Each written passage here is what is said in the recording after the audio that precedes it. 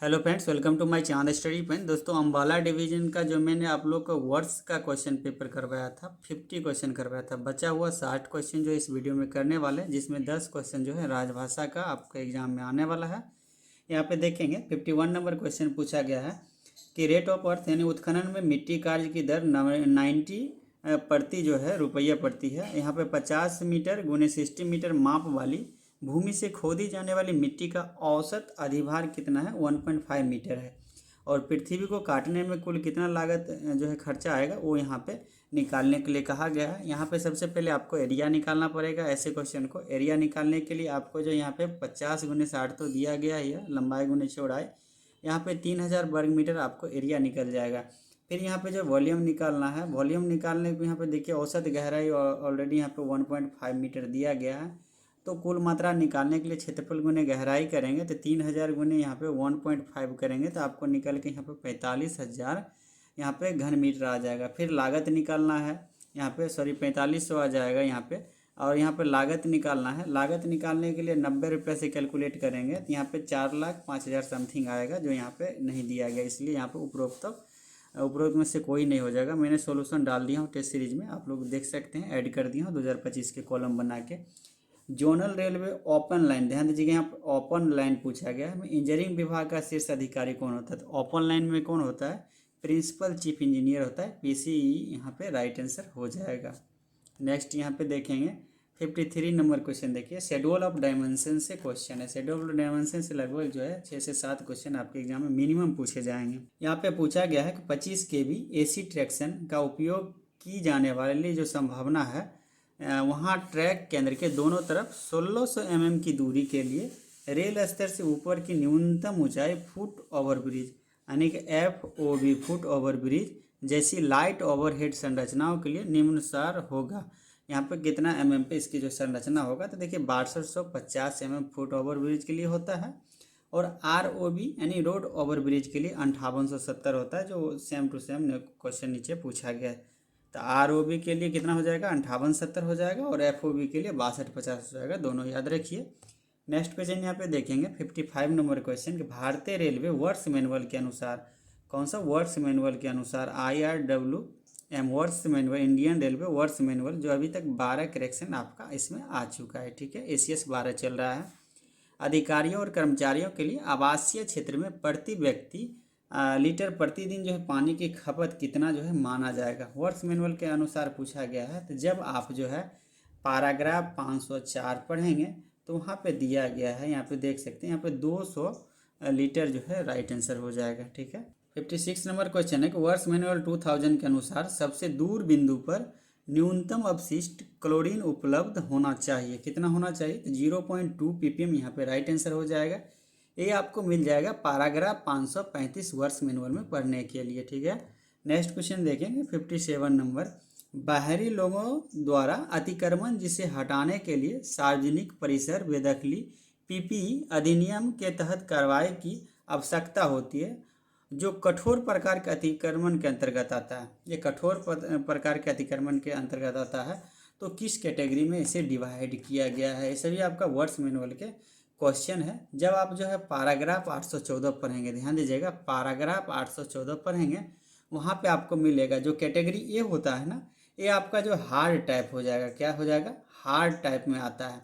और category B, C और D, ध्यान दीजिएगा, B, C और D, ये जो तीनों आता है वो आपका सॉफ्ट टाइप में आता है। जब हार्ड और सॉफ्ट पूछे तो याद रखिए, ये जो आ जाएगा हार्ड में आ जाएगा, और B, C, D जो आ जाएगा आपका सॉफ्ट में आ जाएगा।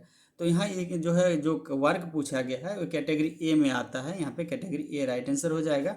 नेक्स्ट देखिए यहाँ पे रेलवे कर्मचारी द्वारा अस्थायी झोपड़ियाँ आदि के रूप में किया गया अतिक्रमण जो सॉफ्ट टाइप अतिक्रमण के अंतर्गत आता है। तो यहाँ पे जो झोपड़ियाँ आदि जो बनाया जाता है रेल कर्मचारी के द्वारा अतिक्रमण किया जाता है, वो किस कैटेगरी में आता है, तो 58 का जो राइट आंसर हो जाएगा, देखिए ये जो कैटेगरी हो जाएगा इसका C कैटेगरी के अंतर्गत आता है, C कैटेगरी राइट आंसर हो जाएगा। तो तीनों याद रखिए, A, B, C, D यानी 4 जो कैटेगरी है, चारों याद रखिए आप लोग। नेक्स्ट क्वेश्चन यहाँ पे देखेंगे कि वक्र की न्यूनतम त्रिज्या कितना हो जाएगा। न्यूनतम यहाँ पे त्रिज्या और मीटर में पूछा गया है, तो 175 मीटर हो जाएगा। कैसे हो जाएगा, ध्यान दीजिए, अधिकतम कितना डिग्री का वक्र होता है रेलवे में, 10 डिग्री हो जाएगा। तो 1 डिग्री में जो हो जाएगा आपका त्रिज्या, 1 डिग्री बराबर 1750 मीटर होता है। तो यहाँ पे 10 डिग्री निकालेंगे तो 10 से डिवाइड कर दीजिए, तो यहाँ कितना आ जाएगा 175 मीटर। तो आपका 175 मीटर यहाँ पे राइट आंसर हो जाएगा, ऐसे आप समझिए। नेक्स्ट देखेंगे 60 नंबर, देखिए यहाँ ट्रैक के केंद्र से यात्री प्लेटफॉर्म के मुख तक न्यूनतम क्षैतिज दूरी क्या होगा। थोड़ा इंग्लिश जरूर पढ़ लीजिए, यहाँ पे कॉपिंग पूछा गया है। यदि आपका वाल रहता तो आंसर चेंज हो जाता है। यहाँ पे कॉपिंग पर जब ध्यान देंगे तो मिनिमम जो होता है हॉरिजॉन्टल डिस्टेंस वो 1670 होता है, जो आपका पूछा गया यहाँ पे, ठीक है।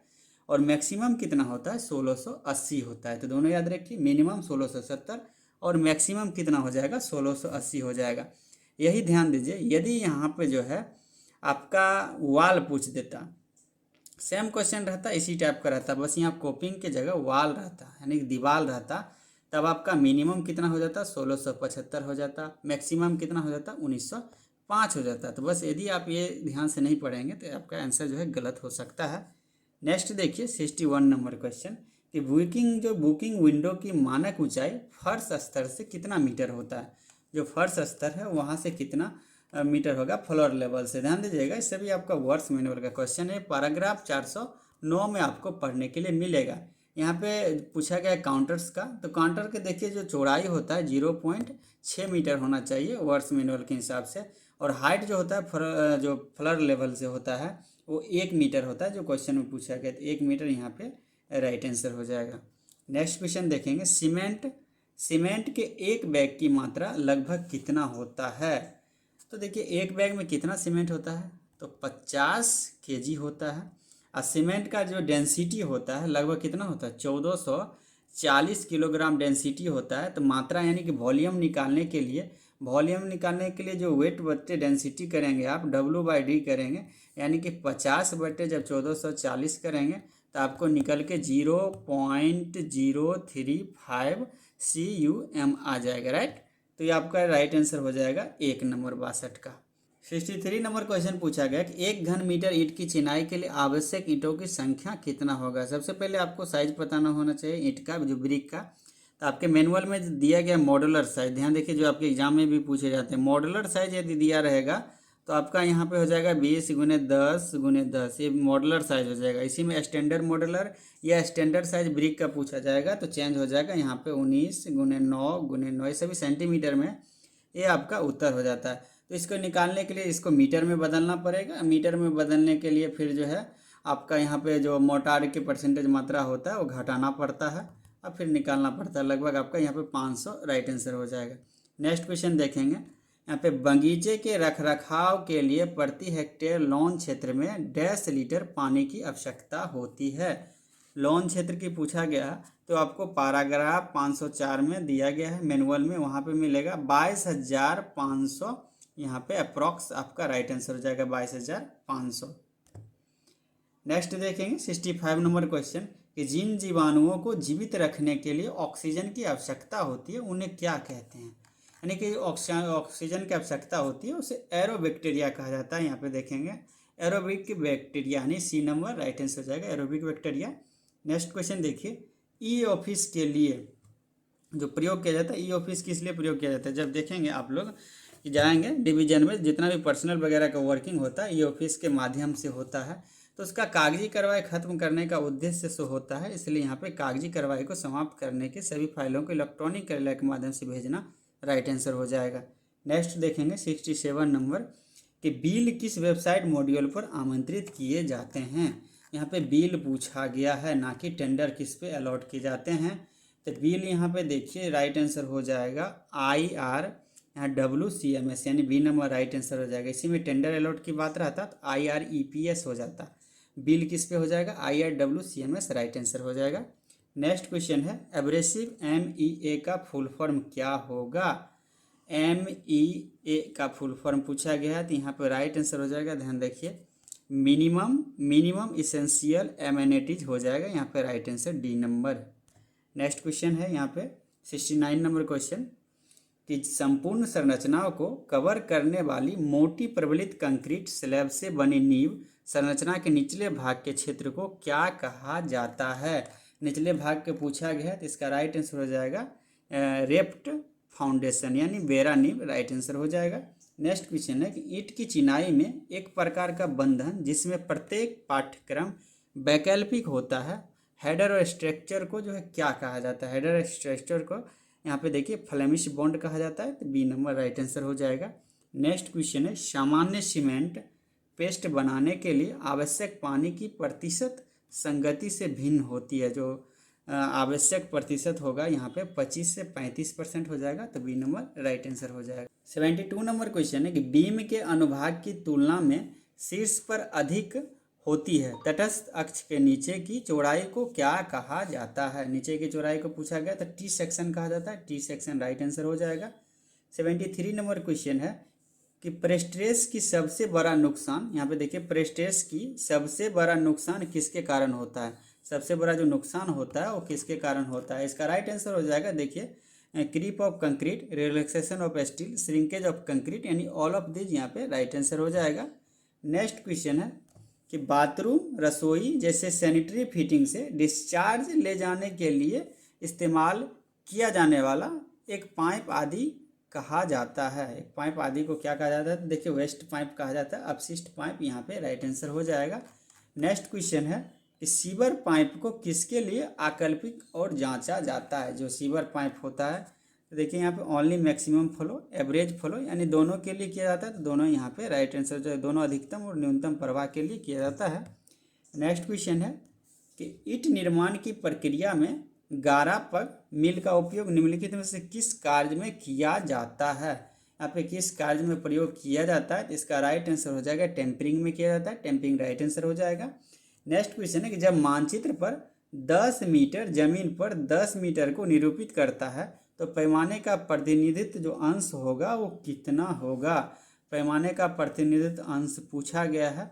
इसका देखिए फॉर्मूला के साथ निकाला जाता है। ज़मीन के यहाँ पे देखिए नक्शे पर जो लंबाई दिया गया 10 mm दिया गया है, और यहाँ पे ज़मीन पर जो वास्तविक लंबाई हो कितना है? 10 मीटर में दिया गया है। यहाँ पे 10 मीटर में दिया गया है, और यहाँ पे जो है देखिए 10 mm है। यहाँ पे हिंदी में गलत दिया गया था, लेकिन यहाँ पे इंग्लिश में देखेंगे एक 10 mm है, दूसरा जो यहाँ पे 10 मीटर दिया गया। तो यहाँ पे जो RF का फार्मूला पर निकालेंगे, RF का फार्मूला पर निकालेंगे, नक्शे की लंबाई हो जाएगा, ध्यान दीजिएगा, नक्शे पर लंबाई बट्टे ज़मीन पर लंबाई, ये फार्मूला है। ज़मीन पर लंबाई निकालेंगे तो यहाँ पे आपको जो है वो 1/1000 आपको निकल के आएगा। यहाँ पे बी नंबर राइट आंसर हो जाएगा। मैंने सॉल्यूशन डाल दिया हूँ टेस्ट सीरीज में, अब देख सकते हैं। नेक्स्ट क्वेश्चन देखेंगे कि विनियर और आसंजक के मिश्रण से बने उत्पाद को इनमें से क्या कहा जाता है? जो मिश्रण का उत्पाद होता है प्लाईवुड कहा जाएगा, प्लाईवुड यहाँ पे राइट आंसर हो जाएगा। नेक्स्ट क्वेश्चन है 79 नंबर, 15 kg ओवन शुष्क मोटी गिट्टी के नमूने को गिट्टी समुच्चय के संघटक मान परीक्षण के अधीन किया जाता है। परीक्षण के बाद यहाँ पे देखिए 2.36 mm जो छलनी से गुजरने वाले नमूने के अंश का वजन कितना है? 6.3 kg है। तो मिट्टी का समुच्चय संघटन जो मान होगा वो कितना परसेंटेज होगा? ये भी आपको फार्मूला पे निकाला जाएगा, जो मैंने फार्मूला बेस आपको बता दिया हूँ। टेस्ट सीरीज में पूरा सॉल्यूशन में डाल दिया हूँ। अभी तक आप यहीं ज्वाइन किए हैं तो जाइए चांद स्टडी ऐप पर, वर्ष का जो कंप्लीट कोर्स डाला हुआ है उसमें ज़रूर ज्वाइन कीजिए यदि आपको जेईई बनना है। तो यहाँ पे देखिए 42% आपका राइट आंसर हो जाएगा। नेक्स्ट क्वेश्चन है कि एक स्थिर कण आकार वितरण वक्र किसके लिए प्राप्त किया जाता है? यहाँ पे दिया गया, तो ये यूनिफॉर्म सॉइल यहाँ पे एक समान मृदा के लिए ए नंबर राइट आंसर हो जाएगा। 81 नंबर क्वेश्चन है कि एक रेलवे लाइन में मुख्य लाइन के वक्र के विपरीत दिशा की ओर जाने वाली टर्नआउट की पहचान करें। इसमें लिखा गया टर्नआउट की यदि आप पहचान करेंगे तो क्या होगा? देखिए टर्नआउट ऑफ कॉन्ट्री फ्लेक्सिबल यहाँ पे राइट आंसर हो जाएगा, डी नंबर आपका। नेक्स्ट क्वेश्चन है कि निम्नलिखित में से कौन सा प्राथमिक वायु प्रदूषक नहीं है? जो प्राइमरी वायु प्रदूषक है उसमें से नहीं है। तो 4 ऑप्शन दिए गए हैं, 1, 2, 3 और 4। इसमें जो आपका राइट आंसर हो जाएगा, ध्यान दीजिएगा, यहाँ पे फॉर्मेलिडिहाइड बी नंबर राइट आंसर हो जाएगा, जो द्वितीयक यहाँ पे प्रदूषक है। यहाँ पे प्राइमरी प्रदूषक तीनों है। नेक्स्ट क्वेश्चन है, एक ईंट की निम्नलिखित में से कौन सी विशेषता इसे एक अच्छी गुणवत्ता वाली ईंट बनाती है? अच्छी गुणवत्ता वाली जो ईंट बनाती है, तो गुड यहाँ पे देखेंगे जो डी नंबर आंसर है, अच्छा अस्थायी तत्व, ये आपका राइट आंसर हो जाएगा, डी नंबर। 84 नंबर क्वेश्चन है कि कैंची जो ट्रेस में संपीड़न भार ले जाने वाला संरचनात्मक सदस्य जो है क्या कहलाता है? स्ट्रूट यहाँ पे कहलाता है। सी नंबर राइट आंसर हो जाएगा। 85 नंबर क्वेश्चन है कि समुच्च मानचित्र का अनुप्रस्थ काट बनाते समय कागज की एक पट्टी पर बिंदु ए से बिंदु बी तक निम्नलिखित मान प्राप्त किए। 500 मीटर, 400 मीटर, 300 मीटर और 200 मीटर। फिर यहाँ से देखिए बढ़ रहा है 200, 300, 400 और 500।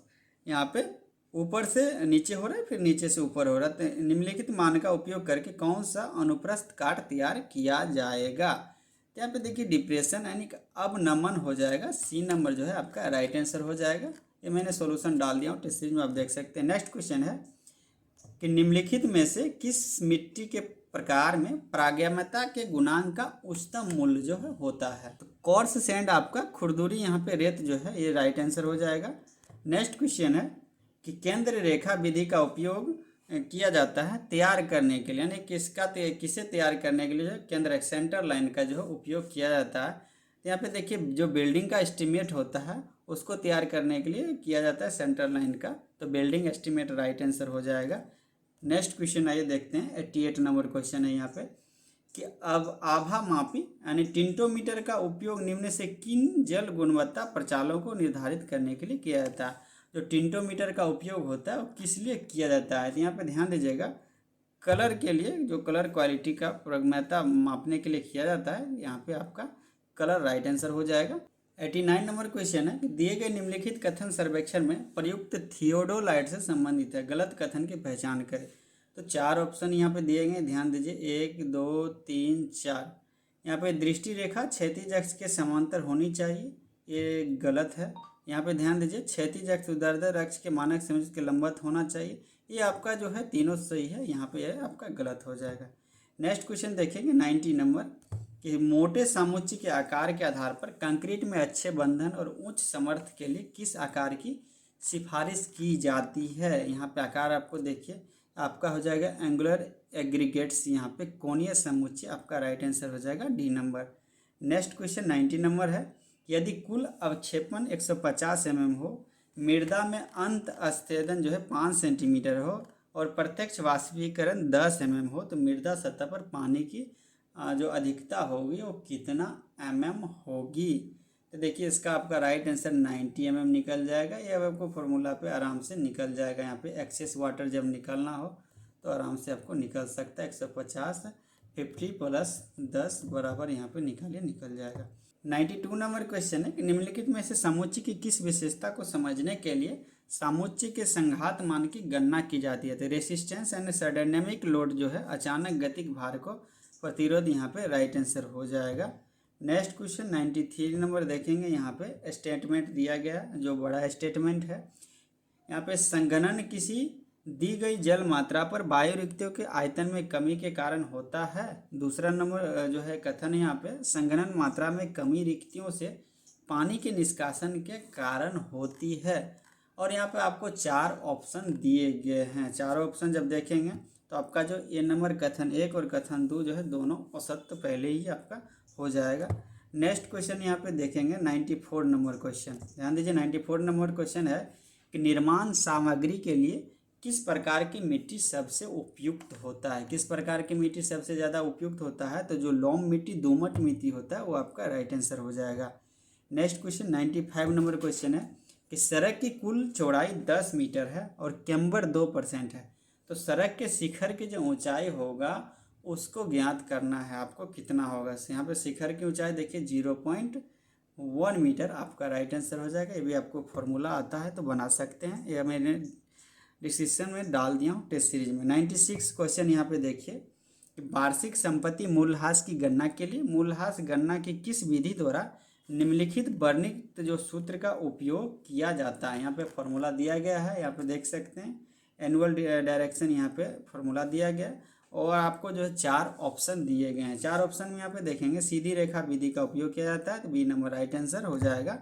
आगे देखिए 97 नंबर क्वेश्चन यहाँ पे कि भारत में पहली जो ट्रेन चली थी चलाई गई थी, कब चलाई गई? भारत में पहली ट्रेन देखिए 16 अप्रैल 1853 ईस्वी को चलाई गई। यहाँ पे मुंबई से थाने के बीच 34 किलोमीटर चलाई गई थी, जिसमें 14 डब्बे थे और 400 यात्री शामिल था। तो आपका सी नंबर राइट आंसर हो जाएगा।